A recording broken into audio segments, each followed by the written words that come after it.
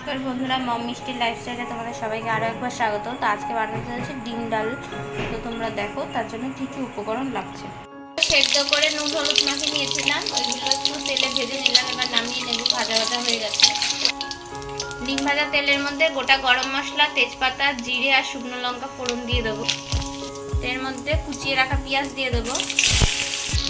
পেঁয়াজ একটু লাল লাল করে ভেজে দেবো। এর মধ্যে আদা, রসুন, জিরে বাটা নিয়েছি আর নিয়েছি তার সাথে একটু কাশ্মীরি লঙ্কার গুঁড়ো, এমনি লঙ্কার গুঁড়ো আর একটু হলুদ নিয়েছি। পেঁয়াজটা ভাজা ভাজা হয়ে গেছে, এর মধ্যে এবার দিয়ে দেবো সব মশলাগুলো।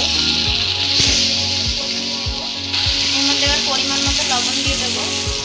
এখানে মশলাটা কষানো হয়ে গেছে। এর মধ্যে এবার সিদ্ধ করে রাখা ছোলার ডাল আর কাঁচা লঙ্কা সিদ্ধ করে নিয়েছি, এগুলো এবার দিয়ে দেবো।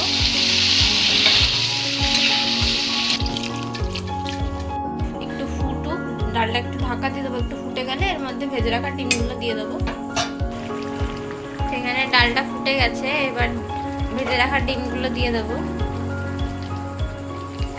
এখানে ডালটা ফুটে গেছে, এর মধ্যে এবার গরম মশলা দিয়ে নামিয়ে নেব। দেখো ডিম ডাল নামিয়ে নিয়েছি। তোমরাও বাড়িতে এইভাবে এই রেসিপিটা ট্রাই করে দেখতে পারো। এটা ভাত বা গরম গরম রুটির সাথেও খেয়ে দেখতে পারো।